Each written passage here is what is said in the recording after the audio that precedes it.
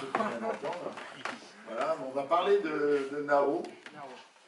On a l'impression d'être sur une scène, vraiment une immense scène. On a le projecteur en pleine figure. Voilà, bah d'abord, bonsoir à tous. Et puis, je voudrais remercier Catherine et Alexis de m'avoir invité à parler d'eux. Je trouve ça très bien parce qu'ils ont initié quelque chose quand même de très très isolé, on peut dire, dans le monde de l'art contemporain. Ce serait une esthétique ou une poétique visuelle des Gilets jaunes, hein, d'une certaine façon. Voilà, donc on peut en penser ce qu'on veut, on peut s'y intéresser, pas s'y intéresser, mais moi je m'y suis intéressé parce que il y a longtemps, je me suis intéressé dans les arts plastiques à la question politique, aux formes de l'engagement, aux évolutions de l'engagement.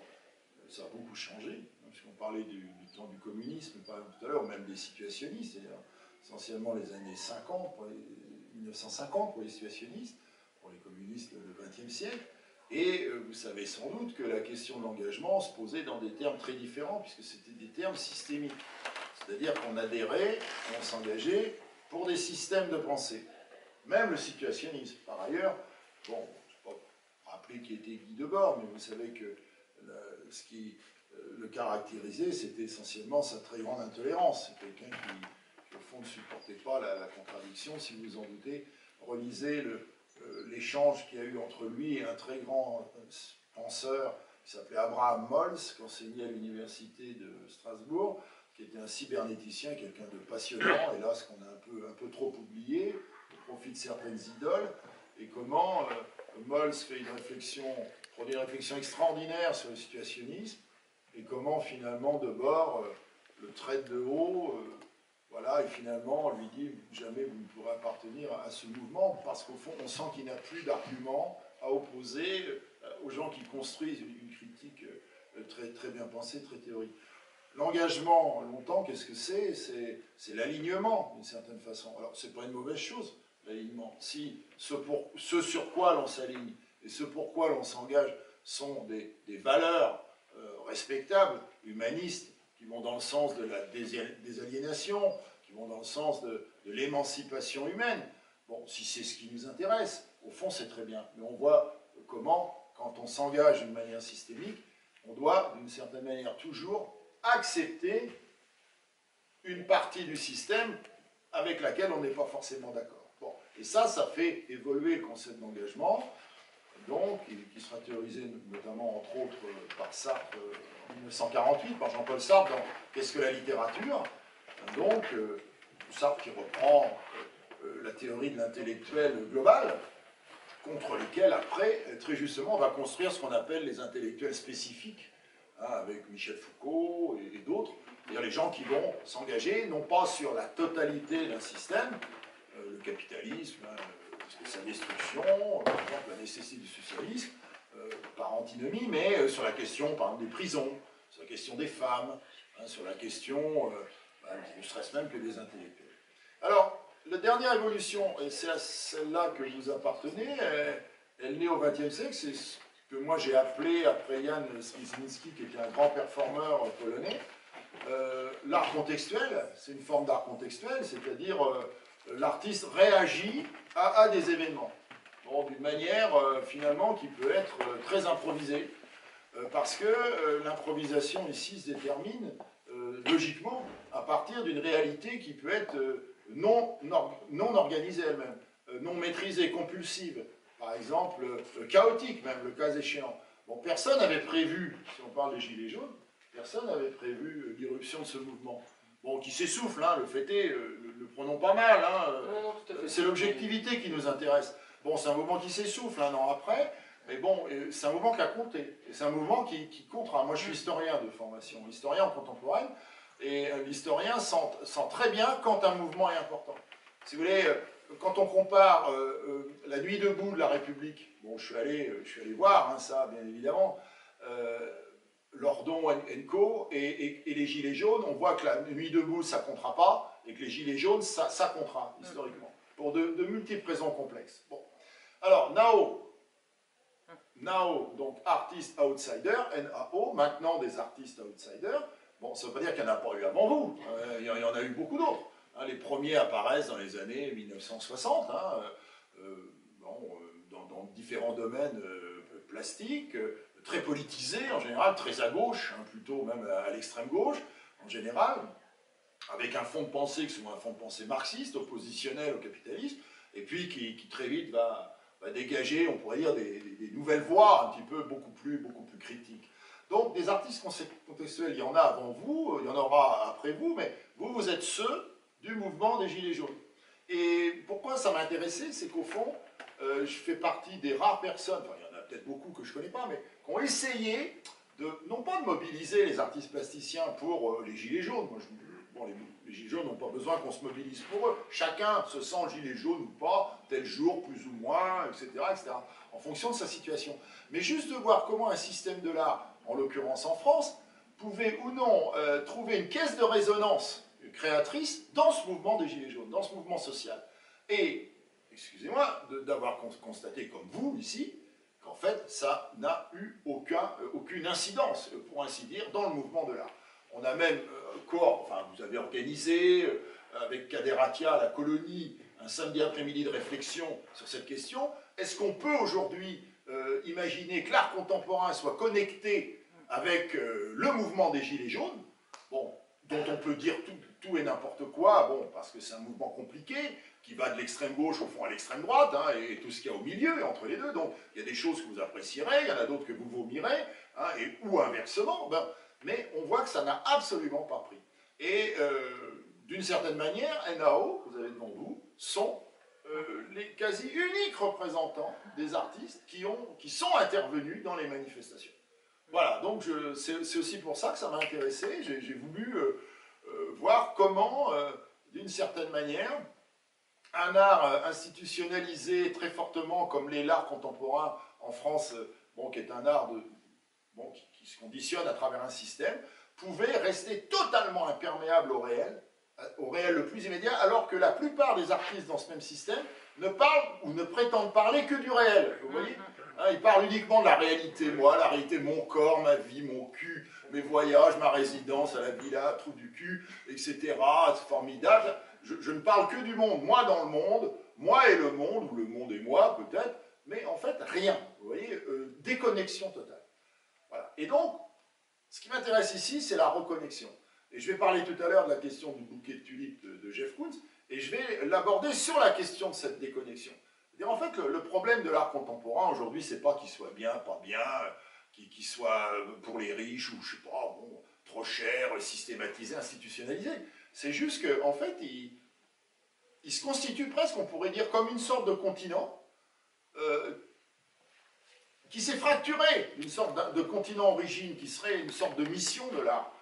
Créativité, rapport au monde, liberté, l'imagination, voilà, émancipation du créateur à travers sa création, etc. Il s'est détaché de ça, et puis vous avez une espèce de système comme ça qui flotte, comme une sorte de continent totalement déconnecté du monde, bon, à un point tel que d'ailleurs la plupart des gens, moi y compris, qui ai passé ma vie à essayer d'enseigner à des étudiants à l'université ce qu'était l'art contemporain, la plupart des gens n'y comprennent plus rien. Alors, on est dans des sommets d'idiosyncrasie, de personnalisation, comme ça, qui ne sont jamais critiqués, qui finalement peuvent se développer avec la bénédiction d'un système qui, à la fois, glose ces œuvres-là, les met en valeur, les expose, les institue et finalement les vend, avec des personnes qui les collectionnent, en sachant généralement pas pourquoi ils collectionnent, enfin, ils savent pourquoi, mais ils ne savent pas vraiment ce qu'ils collectionnent. C'est assez intéressant. Voilà. Bon. Juste petit commentaire. Alors, je leur laisse la parole, parce que ce sont eux les stars de la soirée, donc je vous demande de les applaudir très fort.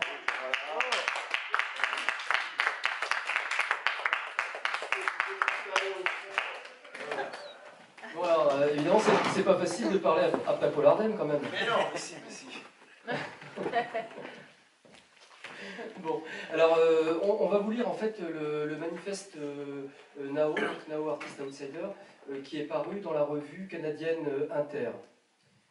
Voilà.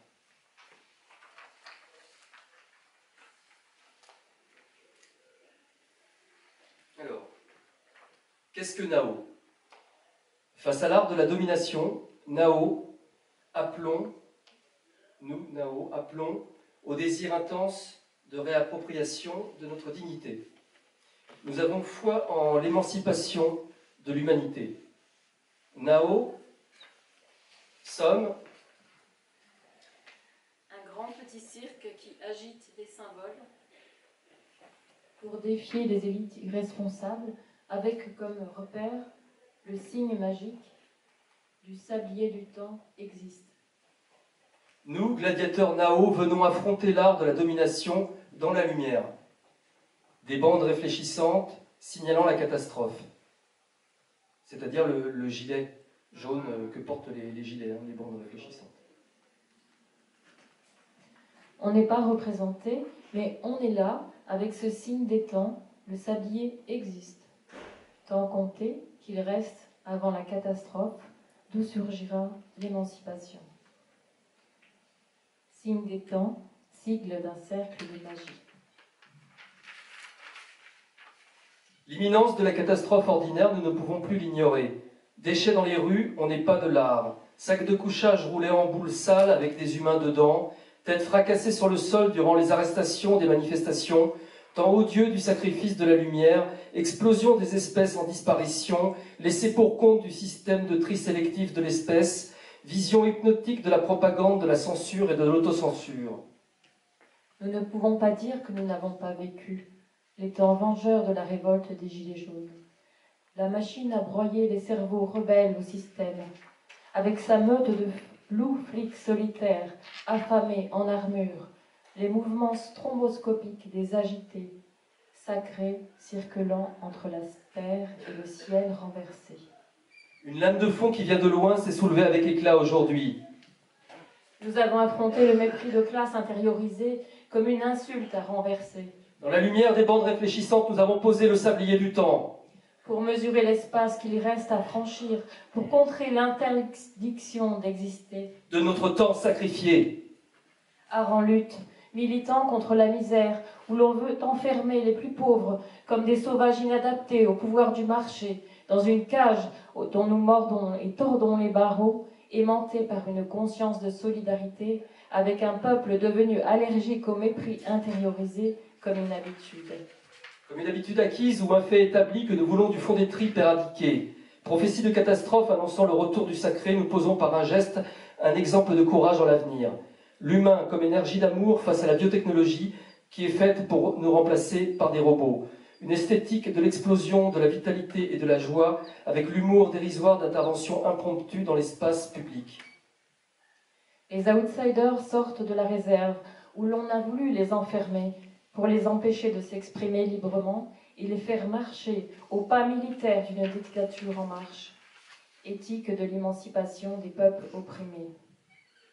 Prenant soudain la parole, en dehors des circuits biaisés, un coup de poing, un fouet qui déchire d'un coup le voile du luxe, où l'art contemporain s'est endormi ces dernières années. En connaissance de cause, protéger les ressources et la richesse, dilapidées comme un héritage inépuisable, par les caprices des organisateurs du désastre de la structure hypermondiale. Nous voulons offrir une surface lisible pour dénouer la complexité du réel. Nous portons l'amour pour libérer les peuples et les entraîner vers la terre promise, faire œuvre créative avec une volonté de simplicité. Merci. Voilà, c'était notre manifeste Nao. Alors, je remercie les Nao, les Nao Artists Outsiders. Alors, j'espère qu'ils seront rejoints par beaucoup d'autres artistes outsiders d'aujourd'hui pour cette invitation dans le cadre de cette soirée consacrée à ce qu'est, ou plutôt à ce que pourrait être un art gilet jaune entre guillemets. On dit ce que pourrait être parce que bon, pour l'instant, on voit qu'il y a une certaine solitude, c'est le moins qu'on puisse dire, sur le plan de la représentation de ces artistes en connexion avec le réel social, en tout cas tel qu'il s'est exprimé depuis un temps. Alors merci aussi de m'avoir convié notoirement, parce que ça c'est pas une idée que vraiment j'ai eue, c'était dans la préparation de cette soirée, à parler du dernier des événements en date, d'effrayer la chronique de l'art contemporain, bon, très récent, qui est l'inauguration le 4 octobre dernier, donc vous voyez c'était il y a peu de temps, il y a une quinzaine de jours, dans les jardins des Champs-Élysées, derrière le Petit Palais, du bouquet de tulipes de Jeff Koons. Alors, je ne sais pas si vous l'avez vu, je ne sais pas si vous avez... Enfin, vous l'avez vu en photo, j'imagine, mais je ne sais pas si vous êtes allé la voir. Bon, moi, je suis allé la voir, donc j'ai passé un peu de temps pour regarder comment c'était fait. Alors, cette sculpture publique a, pour le moins, déchaîné la chronique médiatique, hein, ça, on peut dire qu'on en a entendu parler. Alors, puisqu'on me demandait il y a quelques jours un titre pour cette intervention, bon, qui est rapide, hein, je vous précise, donc forcément assez caricatural, j'ai choisi l'intitulé qui suit. Alors, vous avez dans le programme « Contre le tandem Koons-Tulip et pour la guerre des signes ». C'est incroyable, hein, c'est bien, hein, c'est un beau titre, c'est magnifique, mais il y a juste une petite erreur, parce que je devais être trop pressé, peut-être que j'ai mal appuyé sur la touche du clavier de cet ordinateur-là, qui est un vieil ordinateur, hein, déjà. Donc, en composant ce titre, parce que le fait est qu'il y manque quelque chose, et ce qui manque, c'est le point d'interrogation final. Voilà, donc l'intitulé correct, de fait, après correction, c'est celui-ci, contre le tandem Koons-Tulip et pour la guerre des signes, point d'interrogation. Hein, et c'est un point d'interrogation qui change tout, hein, bien évidemment. Bon. Alors, si je ne mets pas de point d'interrogation, qu'est-ce que signifie ce titre? Ben, simplement, une fois pour toutes, que j'ai quelque chose contre Jeff Koons, cet artiste américain, vous connaissez tous, et sa sculpture implantée à Paris, donc ce fameux bouquet de tulipes, et qu'en conséquence, je vais plaider à charge. On pourrait presque dire, s'il n'y a pas de point d'interrogation, on pourrait dire que je vais carrément demander la destruction de cette œuvre, au nom de la guerre des signes, hein, si vous voulez. Bon. À l'instar, par exemple, d'un grand prédécesseur qui était Gustave Courbet, hein, chantre du réalisme, vous en souvenez, au XIXe siècle, qui était un fervent collaborateur de la Commune de Paris, en 1871, et comme vous vous en souvenez sans doute, et comme vous le voyez sur cette image, cette double image, hein, il a appelé à la démolition immédiate de la colonne Vendôme, donc comme moi je pourrais appeler à la démolition immédiate du bouquet de tulipes de Jeff Koons. Voilà. Hein, donc ça s'est fait le 16 mai 1871, donc sur l'image vous voyez d'abord la colonne droite, on a mis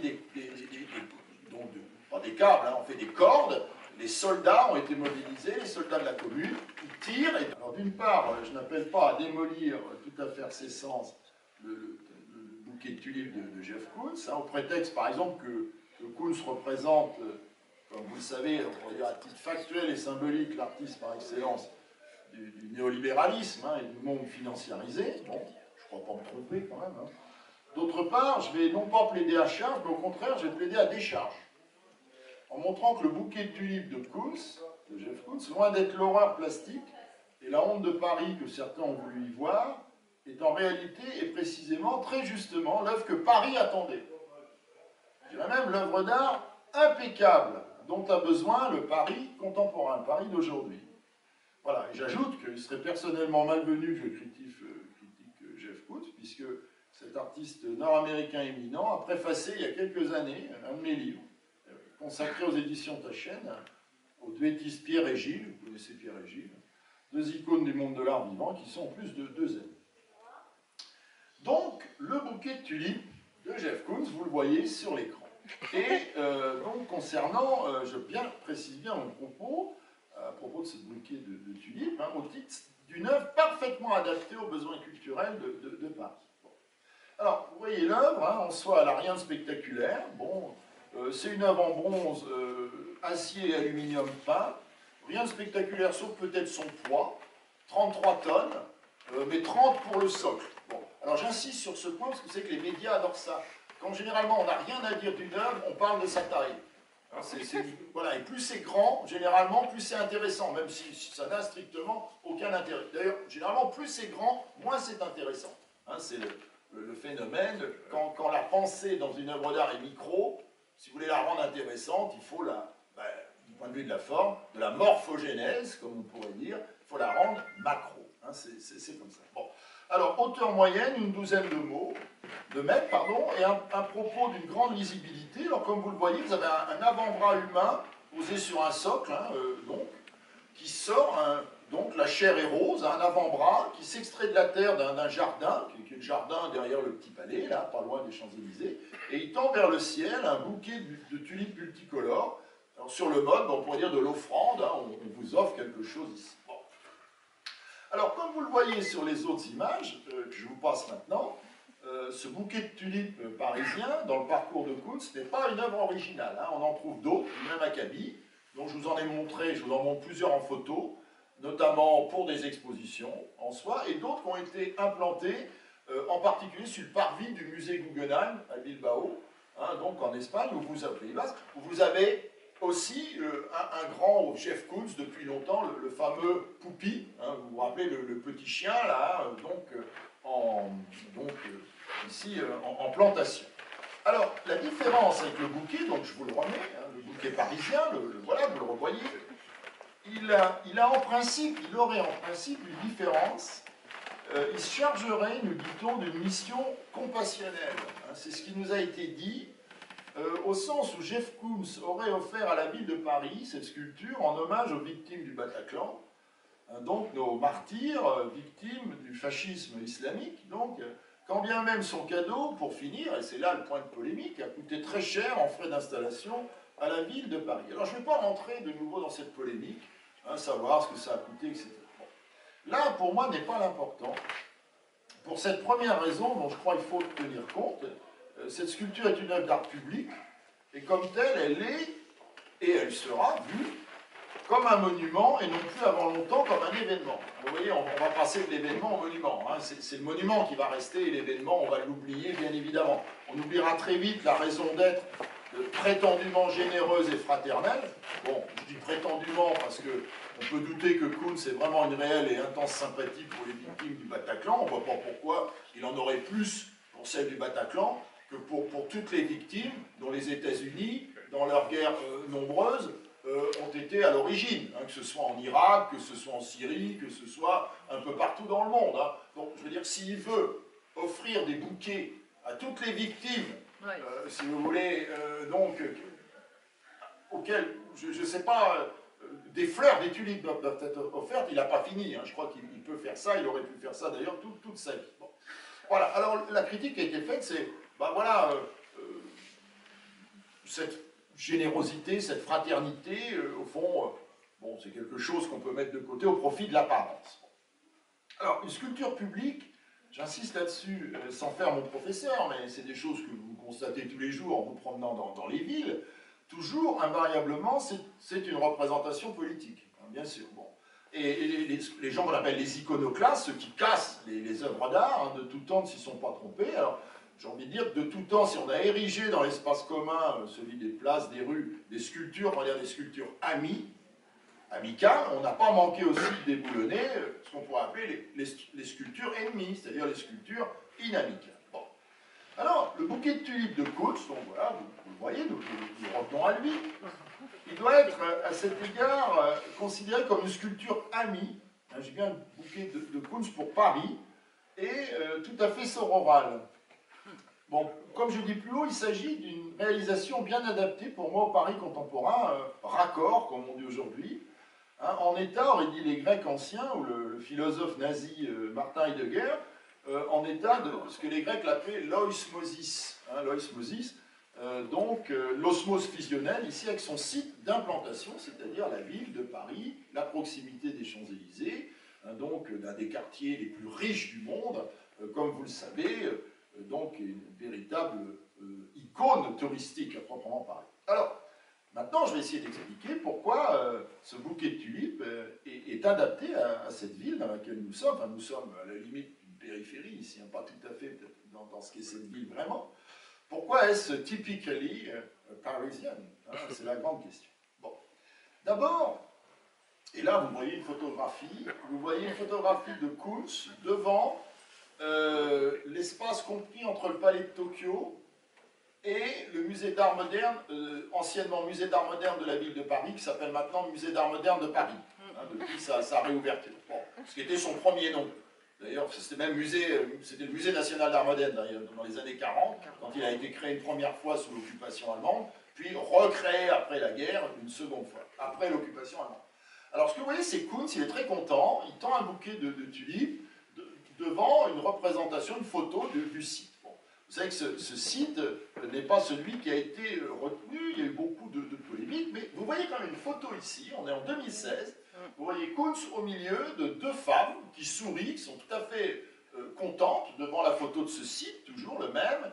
Hein, vous avez d'un côté la maire de Paris, Madame Anne Hidalgo, et de l'autre côté, vous avez l'ambassadrice des États-Unis d'Amérique. Hein, vous avez les deux personnes, vous les voyez ici. Bon. Alors, ce qui est intéressant, c'est que avant même son installation, cette œuvre a fonctionné comme ce qu'on pourrait appeler un haut-parleur global, une sorte d'instrument du buzz mondial. Et très tôt, il y a une polémique qui a éclaté, vous vous en rappelez. Et elle éclate avec la révélation du projet, un projet, je tiens à préciser, qui n'a pas été mené par l'artiste lui-même, qui n'était pas au courant d'ailleurs au départ, hein, mais par une société de production qui n'est autre d'ailleurs que celle de ses anciens galeristes, hein, c'est les Noirmont, hein, qui avaient une galerie dans le périmètre Élysée-Matignon, qui l'ont fermée il y a quelques années pour devenir des producteurs d'art, ce qui est très bien. Des gens très sympathiques d'ailleurs, je le dis sans aucune ironie, hein, j'ai beaucoup d'affection. Voilà, donc ces gens disent on va produire, voilà, Jeff Koons, notre ancien artiste de la galerie, voilà, va faire une œuvre pour Paris.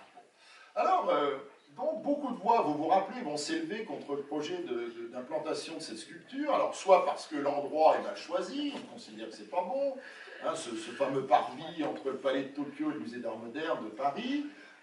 Libération aussi, le quotidien de gauche financé par Rothschild, donc s'est fendu d'une tribune contre l'installation, hein, aussi. Vous avez un comité de pétitionnaires de 7600 signataires qui s'appelle l'association Espace 35, hein, qui s'inquiète de l'absence totale d'éthique de Koons, hein, qui, bon, fait des manières imminentes, etc., de sa duplicité et, disent-ils, d'une sorte de souci implicite qui consisterait avec cette opération à faire monter sa cote. Ah oui, bon, ce qui est sans doute le cas de toute façon. Bon.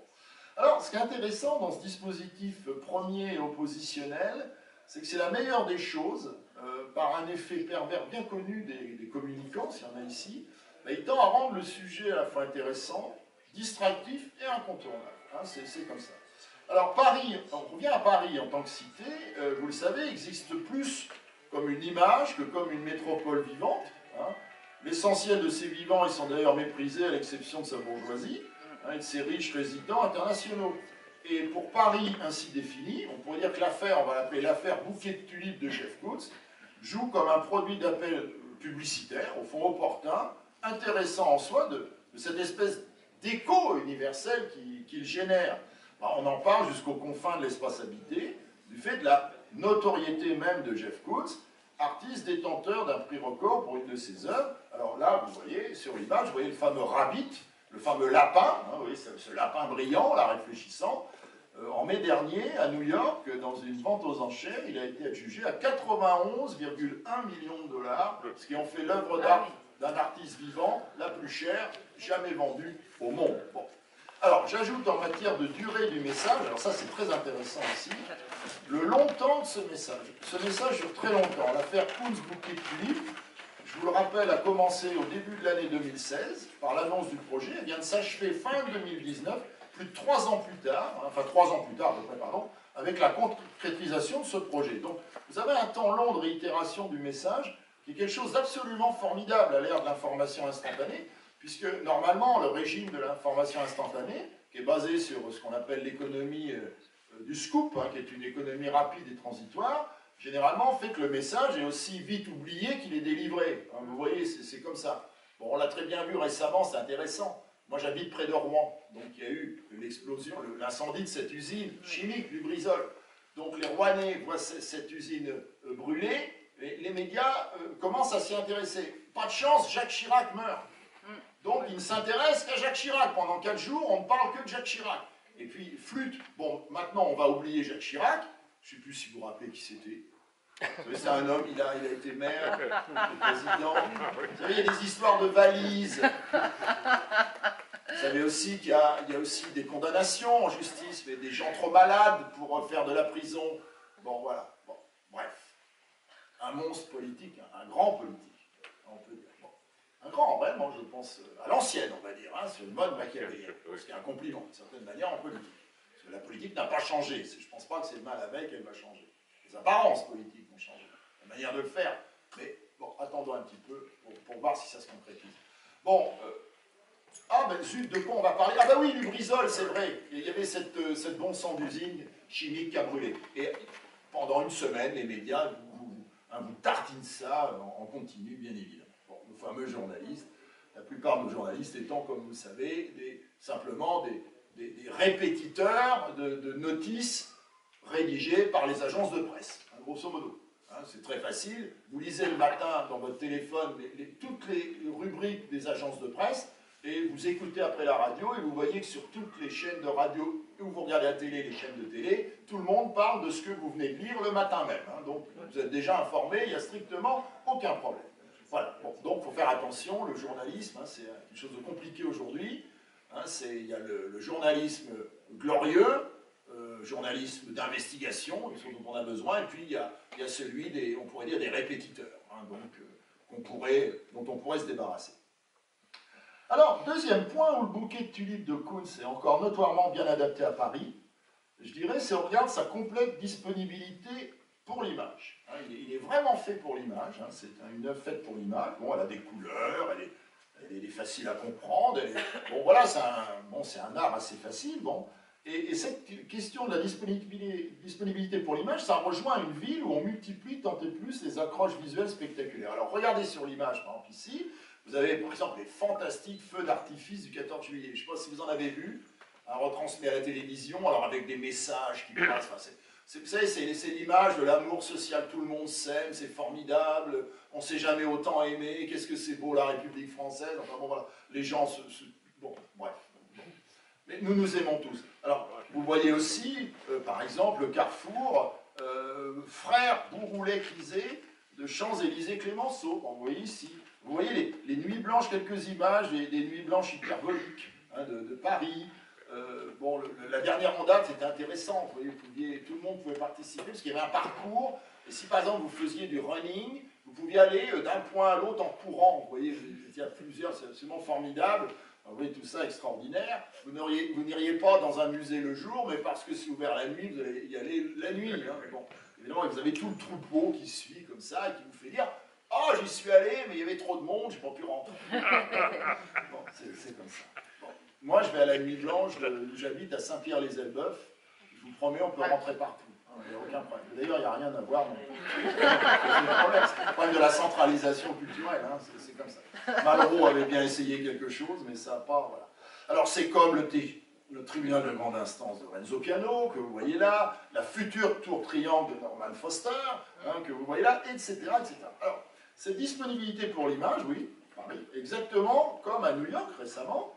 New York qui s'est doté, regardez-le, plusieurs photographies, ce qu'on appelle le vaisseau, dans le nouveau quartier des Hudson Yards dans Midtown, Chelsea. Alors, comme vous le voyez, c'est un escalier piranésien, il a ouvert il y a quelques mois, hein, donc d'une quarantaine de mètres de haut, qui a été fait par un studio d'architecture britannique, qui est le Heatherwick Studio. Alors, il ne sert absolument à rien.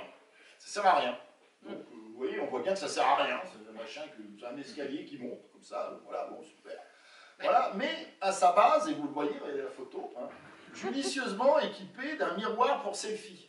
Et vous avez un dispositif narcissique ici qui a un succès absolument prodigieux.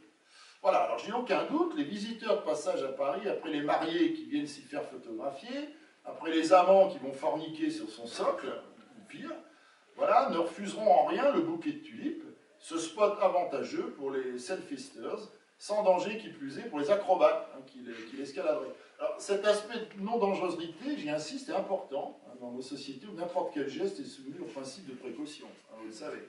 Et où la pratique du selfie l'an passé, alors là j'ai cherché, j'ai vu, a fait selon les statistiques, mais sont-elles fiables, environ 600 morts dans le monde. Ouais. Les derniers en date, c'est pas drôle, hein, une famille en Inde postée sur un barrage hydraulique lors d'un mariage. Seul l'infortuné marié a survécu au selfie. Je vous jure que c'est vrai. Misère de l'autophotographie. Bon. On avance. Autre donnée encore signifiante alors, de ce que je vais appeler la justesse. J'insiste sur ce mot justesse du bouquet de tulipes de Jeff Koons. C'est son insipidité, affichée et affirmée haut et fort. Bon, alors nous regardons de nouveau sur l'image, ce bouquet de tulipes, et tout le monde, à cet égard, s'accorde sur un point. Sur le plan poétique comme plastique, ce bouquet de tulipes est nul. Il est nul. Bon, clair. Nul, pourquoi? Attention. C'est pas un jugement de valeur. Attention, je méfie du jugement de valeur. On va y venir. Il n'innove en rien. Bon. Regardez, il n'y a rien d'innovant, c'est une sculpture très conventionnelle. Bon, voilà, pour Pardon, c'est lui qui a fait l'œuvre qui était en permanence à Venise? Les claquements de mains, là, les mains qui... Je sais pas, non. Je sais pas, je pense pas, mais je sais pas. Alors, il n'innove en rien, c'est vrai. Il ne se distingue pas. Alors, si vous regardez cette œuvre, on regarde l'histoire de l'art, hein, si vous voulez. On regarde l'histoire de l'art, c'est-à-dire, bon, ben voilà, si quelqu'un fait quelque chose qui relève d'une expérience plastique ou poétique, on s'y intéresse plus que quelqu'un qui refait ce qui a déjà été fait. On s'intéresse peut-être plus aux pionniers qu'aux épigones, hein, aux inventeurs qu'aux suiveurs. C'est un point de vue, on n'est pas obligé. Hein. La question du goût, c'est autre chose. Je parle dans la perspective de l'histoire de l'art. Bon, cette œuvre ne se distingue pas d'une décoration de supermarché, je pense que vous êtes d'accord. Hein, bon. Voilà, vous pouvez imaginer, vous allez chez Jardiland, vous arrivez chez Jardiland, vous voyez un beau bouquet de tulipes, ça, une sculpture, vous vous dites c'est normal. Bon, alors, ils sont jaloux après, chez Truffaut, ils disent merde, il nous en faut une autre. Alors, à qui on va demander, mais alors ils s'appellent Jeff Koons, vous ne pouvez pas nous faire un bouquet, cette fois mettez des roses. Hein, voilà, mais vous en mettez plus, hein, vous n'en mettez pas 12 moins une, bon, avec un symbolisme à la con auquel personne ne comprend rien, parce qu'il y a les morts du Bataclan, alors il y a une tulipe qui manque, parce qu'il nous manque, c'est mort du Bataclan. Bah oui, il nous manque, hein, mais bon, bref, je ne suis pas sûr que cette tulipe soit à la hauteur du manque qu'on peut avoir d'eux, ça m'étonne, bien évidemment. Bon. Alors, cette œuvre assume pleinement sa nullité, c'est ça qui est intéressant. Mais oui, et elle insulte copieusement au passage la tradition artistique expérimentale française et globale, hein, parce que s'il y a des expérimentateurs artistiques parmi vous, bon, ils doivent se dire, aïe aïe aïe, je ne sais pas pourquoi je me suis emmerdé à tant chercher dans ma vie en tant qu'artiste, hein, j'avais qu'à faire des bouquets de fleurs, puis voilà. Mais, voilà. Et elle se moule en plus dans une esthétique post-pop, éculée, rasoir et déjà has-been il y a 30 ans, lorsque Koons s'est mis à travailler dans cette optique, qui consistait à warholiser, si on peut dire, hein, insister sur la dimension spectaculaire, plus encore qu'elle ne l'était alors, l'esthétique de masse, ce qui plaît universellement et sans concept, hein, pour en inférer par une formule kantienne. Alors, là, vous voyez des images. Je vous ai repassé tout l'art de Koons depuis le début, rapidement. De ce point de vue-là, c'est un art qui est très pertinent. Il est nul de A à Z. Non, mais vraiment, hein, vous voyez, là, vous voyez des étagères d'aspirateurs ouverts, par exemple.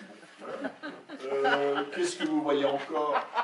Non, mais bon, vous connaissez cette œuvre-là. Vous voyez le balloon dog, un petit ballon, voilà, hein, un chien en forme de ballon, enfin, un ballon gonflé en forme de chien, bon, etc. Donc, tout ce que vous voyez ici, hein, c'est en fait un art nul et pertinent dans sa nullité. On pourrait dire nul de cette nullité qui permet le partage universel et le succès globalisé qui va avec. Hein, si vous avez un type absolu de création passe-partout. Hein, et elle a cette raison d'être, ne jamais avoir à être justifiée, hein, au nom de sa simplicité, sa gentillesse. C'est très gentil, regardez comme c'est gentil, hein, tout ça. Donc, vous avez une ballerine, les fameuses ballerines de Koons, hein, c'est vraiment Vénus détachant sa sandale, version contemporaine. Hein, voilà, une ballerine, bon, elle sort un petit peu des dessins animés Walt Disney, hein, c'est pas grave, mais bon, c'est comme ça. Bon. En relation étroite, donc, création qui n'a pas à être justifiée au nom de sa simplicité, de sa gentillesse, de sa relation étroite avec la culture populaire, il s'agisse de celle de Disney, de la pop music, donc là vous voyez la sculpture de Michael Jackson, par exemple, hein, en kitsch, ou du porno, hein, le fameux porno 1992, Made in Heaven, hein, quand Jeff Koons se portraiture avec la Cicciolina dans des poses de pornographie. Alors dans ses débuts, alors regardez l'image suivante, très intéressant, Koons avait réalisé cette œuvre-là, qui s'appelle Equilibrium, il en a donné plusieurs versions, moi je vous donne la version la plus simple. Vous avez un aquarium, vous voyez un aquarium, donc parallélipédique, rempli d'eau complètement, et au milieu de l'eau, vous avez un ballon qui semble être un ballon de basket, hein, la NBA par exemple. Alors ce qui est très intéressant, c'est que ce ballon ne remonte pas, ni ne descend, il flotte au milieu, vous voyez. Et je trouve que c'est une des œuvres les plus intéressantes de Koons, de ce point de vue-là, parce que le ballon occupe non pas la ligne de flottaison, mais l'espace médian des aquariums. Il en a fait plusieurs. J'ai envie de dire que c'est une synthèse totale sur le plan symbolique, qui consiste à faire flotter au beau milieu du monde ce qui s'y trouve de plus ordinaire. Vous voyez, on peut faire une lecture très littérale de cette œuvre-là. Alors, la nullité de l'art de Koons, sa nullité alors, universellement proclamée, bon, ça fait penser à un artiste, Jacques Charrier, un artiste de Liège, ou Jacques Lizel, on va prendre carrément Jacques Lizel. Il veut faire de l'art nul. Il dit, moi je vais être nul. Et alors, pour être sûr que c'est nul, il réunit des gens. Il leur montre ce qu'il fait et il leur dit, est-ce que c'est nul? Bon, il y en a qui disent, ah non, non, moi je trouve que c'est pas mal. Alors là, ah non, non c'est pas possible. Voilà, il détruit tout parce qu'il veut que ce soit nul. Vous voyez, mais c'est pas une blague, hein. C'est un artiste intéressant, il était très en vogue dans les années 90. Un grand, vraiment, je pense, à l'ancienne, on va dire, hein, sur le mode machiavélien. Ce qui est un compliment, d'une certaine manière, en politique. Parce que la politique n'a pas changé. Je ne pense pas que c'est demain la veille qu'elle va changer. Les apparences politiques vont changer, la manière de le faire. Mais bon, attendons un petit peu pour voir si ça se concrétise. Bon, ah ben zut, de quoi on va parler? Ah ben oui, Lubrizol, c'est vrai. Il y avait cette bon sang d'usine chimique qui a brûlé. Et pendant une semaine, les médias vous tartinent ça en continu, bien évidemment. Bon, nos fameux journalistes, la plupart de nos journalistes étant, comme vous savez, simplement des répétiteurs de notices rédigées par les agences de presse, hein, grosso modo. Hein, c'est très facile. Vous lisez le matin dans votre téléphone toutes les rubriques des agences de presse et vous écoutez après la radio et vous voyez que sur toutes les chaînes de radio où vous regardez la télé, les chaînes de télé, tout le monde parle de ce que vous venez de lire le matin même. Hein, donc vous êtes déjà informé, il n'y a strictement aucun problème. Voilà, bon, donc il faut faire attention, le journalisme, hein, c'est quelque chose de compliqué aujourd'hui. Hein, il y a le journalisme glorieux, journalisme d'investigation, dont on a besoin, et puis il y a celui on pourrait dire, des répétiteurs, hein, donc, dont on pourrait se débarrasser. Alors, deuxième point où le bouquet de tulipes de Koons est encore notoirement bien adapté à Paris, je dirais, c'est on regarde sa complète disponibilité pour l'image. Hein, il est vraiment fait pour l'image, hein, c'est une œuvre faite pour l'image. Bon, elle a des couleurs, elle est facile à comprendre, bon voilà, c'est un art assez facile, bon. Et cette question de la disponibilité pour l'image, ça rejoint une ville où on multiplie tant et plus les accroches visuelles spectaculaires. Alors regardez sur l'image, par exemple ici, vous avez par exemple les fantastiques feux d'artifice du 14 juillet. Je ne sais pas si vous en avez vu, hein, retransmis à la télévision, alors avec des messages qui passent. Enfin, vous savez, c'est l'image de l'amour social, tout le monde s'aime, c'est formidable, on ne s'est jamais autant aimé, qu'est-ce que c'est beau la République française, enfin bon voilà, les gens bon, bref. Bon. Mais nous nous aimons tous. Alors, vous voyez aussi, par exemple, le carrefour Frère Bouroulet-Quizet de Champs-Élysées-Clémenceau. Vous voyez ici. Vous voyez les nuits blanches, quelques images, des nuits blanches hyperboliques, hein, de Paris. Bon, la dernière en date, c'était intéressant. Vous voyez, tout le monde pouvait participer parce qu'il y avait un parcours. Et si par exemple vous faisiez du running, vous pouviez aller d'un point à l'autre en courant. Vous voyez, vous étiez à plusieurs, c'est absolument formidable. Vous voyez tout ça extraordinaire. Vous n'iriez pas dans un musée le jour, mais parce que c'est ouvert la nuit, vous allez y aller la nuit. Hein. Bon, évidemment, vous avez tout le troupeau qui suit comme ça et qui vous fait dire « Oh, j'y suis allé, mais il y avait trop de monde, j'ai pas pu rentrer. » Bon, c'est comme ça. Bon. Moi, je vais à la Nuit Blanche, où j'habite, à Saint-Pierre-les-Elbeufs. Je vous promets, on peut rentrer partout. Il n'y a aucun problème. D'ailleurs, il n'y a rien à voir. C'est le problème. C'est le problème de la centralisation culturelle. Hein. C'est comme ça. Malraux avait bien essayé quelque chose, mais ça n'a pas... Voilà. Alors, c'est comme le tribunal de grande instance de Renzo Piano, que vous voyez là, la future tour triangle de Norman Foster, hein, que vous voyez là, etc., etc. Alors, cette disponibilité pour l'image, oui, Paris, exactement comme à New York récemment.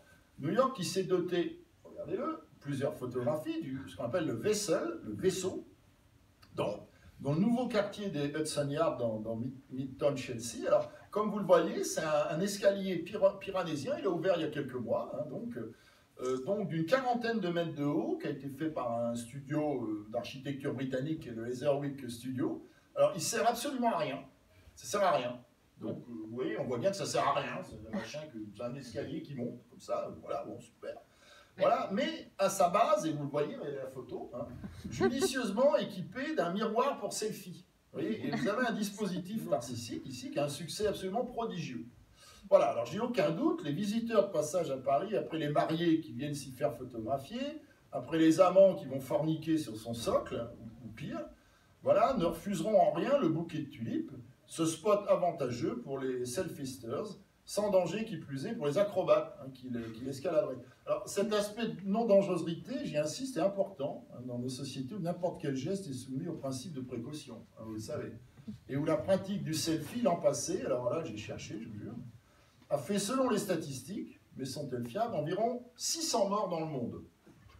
Je vais prendre un air un peu à la Onfray, comme ça. Le philosophe qui connaît le monde, connaît tout, il va donner toutes les réponses.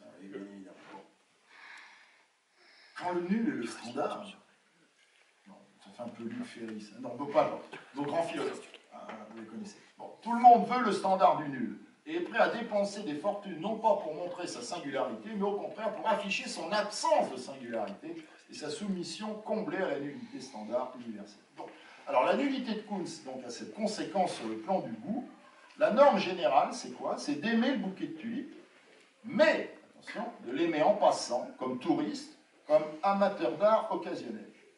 Alors si vous détestez le bouquet de tulipes de Kuntz, vous avez le droit, vous pouvez faire comme Yves Michaud, le philosophe, donc, qui fait une tribune dans l'Obs, voilà, en disant « Oui, c'est affreux, c'est une honte, ça a coûté cher, en plus c'est affreux, c'est peut-être... » Mais non, j'ai envie de dire, Yves, calmez-vous, on se calme, on va pas se faire l'urticaire pour ça. Bon, pourquoi? Parce que si vous détestez ce bouquet, ne soyez pas désespérés, la dévotion qu'il doit inspirer est de fait la plus normale qui soit, vous trouverez toujours des tas de gens pour estimer que le bouquet de tulipes est épatant, et autant vous prévenir, vous n'aurez rien à redire, parce que tous les goûts sont dans la nature. C'est comme ça.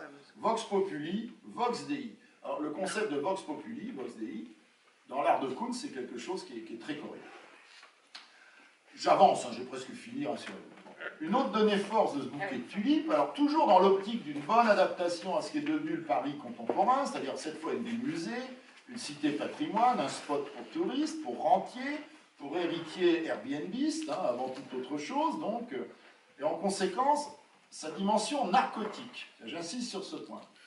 Alors, vous avez remarqué que cette œuvre ne choque pas, au fond, bon, à part peut-être Yves Michaud, qui s'en gênait, bon, ça ne choque pas, je vous jure, je vais aller la voir, à la limite, on s'en fout, quoi. Enfin, c'est là, on va prendre une photo, voilà, on y va. Bon, très bien. Ça fait de mal à personne, c'est quasi inodore et sans saveur, et c'est surtout et avant tout un élément de décor.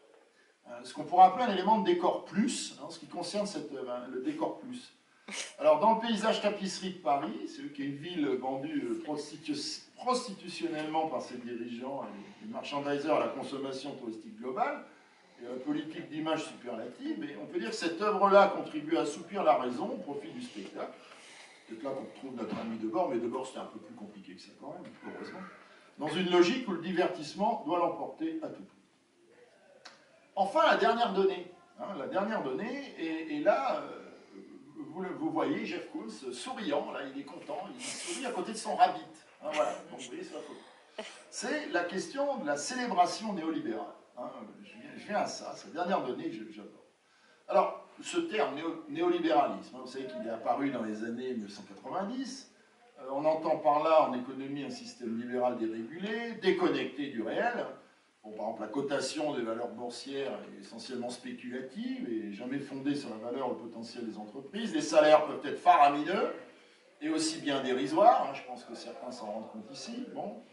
Et on se protège du mieux possible des taxes et de l'impôt dans une perspective de profit indéfiniment maximisée. Bon, je pense qu'il n'y a pas besoin d'expliquer plus. Alors, vous allez me demander peut-être ce que le bouquet de tulipes de Kuntz vient faire dans cette partie. Pourquoi Kuntz est si content? Vous voyez ici sur cette photo. Alors à ça, on répondra qu'il est lui-même une œuvre déconnectée du réel.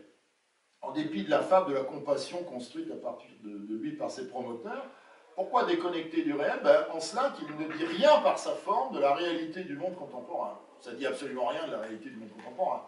Donc est un monde de violence. J'ai envie de dire par les temps qui courent, on échange plutôt des coups et des balles plutôt que des fleurs. Enfin, moi, il me semble. Parfois même avec des... Vous savez, dans les manifestations de gilets jaunes, la police envoyée par notre ministre, M. Castaner, avec ses très dangereux instruments à lancer de grosses balles, comme ça, vous avez remarqué. Bon. Alors cette déconnexion de l'œuvre trouve son équivalence dans la déconnexion même de Paris. On pourrait dire qu'il n'est plus une cité au sens strict, c'est-à-dire un espace de vie d'abord, un espace d'agora. Jeff Koons, artiste hors de prix, qui est la coqueluche des gens fortunés de ce monde, des gens qui paient à prix d'or, parce que n'importe quel chaudronnier de l'Est parisien pourrait réaliser pour un prix au moins 1000 fois inférieur. Hein. Si vous voulez vous faire un rabbit, c'est pas difficile. Je peux vous présenter quelqu'un, hein, ça vous coûtera pas cher. Je prendrai ma commission. Hein, voilà, donc Koons retrouve ici à la fois son clan, celui des déconnectés, et son territoire, un territoire de déconnexion. Alors, on comprend, si vous voulez, pour solde de tout compte, hein, et là je conclus, il n'y a pas que les pigeons qui s'en servent comme perchoir ou comme sanisette de co, ou qui sait pour nicher, hein, qui ont bonne raison de trouver toutes les vertus au bouquet de tulipes de Jeff Koons. Les médiateurs y trouvent leur compte, les touristes y trouvent leur compte, les idéologues de la société narcotique y trouvent leur compte, et le néolibéralisme y trouve son compte. Alors, bref, je demande, que demande le peuple? Le peuple, quand il est soumis, comme il est ici, à la communication reine, mais vide, au divertissement, mais futile, à l'abrutissement, mais consenti, et à la doxa néolibérale, mais considérée comme la seule vérité possible, hein, le marché, il n'y a que le marché, etc. Le peuple, ben, qu'est-ce qu'il fait? Il demande du Jeff Koons et rien d'autre, il demande qu'on lui offre un bouquet de tulipes.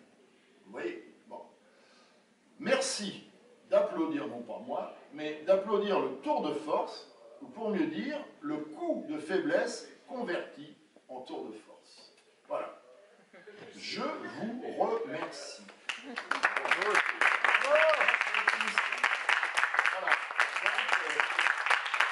Voilà, finissons sur cette belle image, la dernière, et nous voyons ce bouquet installé là, près des Champs-Élysées. Voilà, je vous remercie. Merci à tous.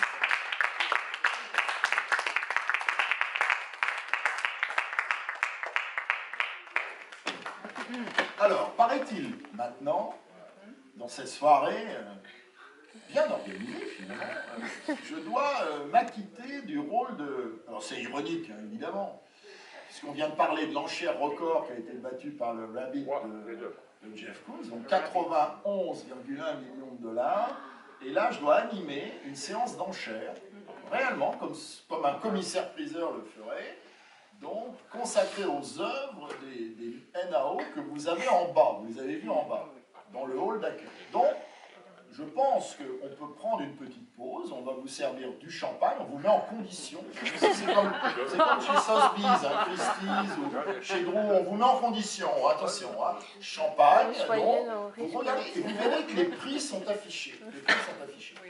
Donc vous avez des chiffres, genre 250, évidemment on n'a pas mis, c'est en millions de dollars, hein, ah, oui. ça va de soi, bon, là on est là pour battre des records ce soir, hein, on est là pour battre des records. Alors, si certains sont intéressés, comment ça si voilà. Tous le sont. Ah bah oui, on est... Si vous voulez évidemment enchérir sur une œuvre, eh bien nous nous retrouvons après cette coupe de champagne et je mènerai les enchères, si vous voulez, pour voilà, que chacun puisse acheter l'œuvre qui lui plaît. Moi, là, il faut que j'y aille. Oui, tout à fait. Bon, alors. Votre attention, s'il vous plaît. Est-ce qu'il fonctionne, ce micro? Oui. Bonsoir à tous. Alors, merci de votre présence. Voilà, donc... alors, nous allons mettre en vente tout ce qui est là, tout ce qui est exposé. Voilà, ça s'appelle des objets de performance. Alors, c'est un titre qui n'est pas choisi au hasard, puisque ceux qui connaissent bien le monde de l'art contemporain se rappellent peut-être d'une série d'œuvres d'un artiste dont le nom est Jean-Luc Moulin, qui avait fait exposer cette série des objets qui s'appelle les objets de grève. Je pense que ça vous dit quelque chose, c'est très intéressant. Il avait collecté donc, et photographié, plutôt que collecté, des objets fabriqués par des ouvriers, des employés en grève. Voilà, donc c'est une spécificité. Alors là, les œuvres que vous avez là sont fabriquées par des artistes en colère et en gilet jaune. Voilà, donc vous avez les œuvres. Vous avez remarqué que vous avez les prix. On va commencer par le numéro 1. Alors Alexis, il faut peut-être que tu nous le montres. Le numéro 1, c'est Existe, gilet jaune. Alexis existe, voilà. Ok. Alors, c'est celui-là. C'est celui-là. Alors, vous avez remarqué, vous avez une mise à prix audacieuse quand même de la part des NAO qui comptent bien sur cette soirée. Il faut vous le dire, hein, il y a une raison d'être.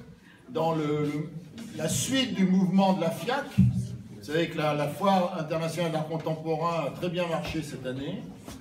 Elle a repositionné Paris, paraît-il. Ah oui, oui, vous avez raison, faut. C'est difficile, hein. En parlant de la FIAC, c'est difficile. Ouais, justement. Ah, vous allez prendre ma place. Allez, venez. Alors, la FIAC a repositionné. Non, ça fait. Non, pas trop, parce qu'après, ça fait, vous savez, ça fait toutes ces collectionneuses qui sont tirées, vous voyez, comme ça, et botoxées. On a l'impression qu'elles ont des balles de... Ping-pong. Oui, mais des balles comme on en utilise dans la police contre les gilets jaunes, à la place des joues. Vous voyez, vous avez remarqué ça. Hein, voilà, donc voilà, je peux faire comme ça, j'ai l'impression que j'ai une espèce de bec de canard, vous voyez, dessus. Enfin, c'est absolument horrible. Bien, alors non, attendez, je vais juste vous proposer ma face plâtrée, c'est-à-dire botoxée, inexpensive. Bon, allez. Bon, bref, t'as raison. On va voir l'essentiel. Alors, je trouve que ces gilets jaunes sont quand même audacieux parce que Alexis, de nuit ici présent, donc a mis à prix ce gilet jaune, donc pour l'équivalent d'un quart du SMIC français. Hein, voilà. Donc, voilà, c'est-à-dire que s'il y a parmi vous des smicards, bah, il va vous falloir une semaine de travail pour vous offrir ce gilet jaune. Voilà. Alors que évidemment vous allez l'acheter, vous en trouvez pour 3 € et vous pouvez coller. Voilà. Alors, la mise à prix est 250 €. Alors, alors qui dit mieux? Ça sent. Attention, vous savez que dans les banques, vous engagez. Ouais, c'est ça. Voilà. Et vous savez qu'il y a les taxes. Oui. Vous devez rajouter entre 10 et 20%, ça dépend des ventes de taxes. Hein. Vous devez les rajouter et on paie au cul du camion, toujours. Hein. On paie tout de suite, hein. C'est comme ça. Hein. Donc, alors, on va faire un système d'enchères nouveau. On va faire de l'enchère soustractive. Oui, bon, parce que on est dans un milieu ici où le rapport à l'argent se caractérise surtout par le sentiment non pas d'un gain permanent et perpétuel, mais plutôt d'une perte permanente et perpétuelle. C'est-à-dire que fondamentalement, on en a toujours moins que plus. Et en ce sens-là, on ne peut pas s'associer aux gens qui ont la chance d'avoir la situation inverse. Donc, je vais vous proposer une affaire quand même en or. Je vous propose ce gilet jaune Alexis existe, non pas pour une semaine de travail au prix du SMIC, mais pour une journée de travail. Qu'en dites-vous? Ça fait combien? Sachez compter, ça fait 7 fois moins cher quand même. Alors de 250 €, vous passez à combien? Vous passez à...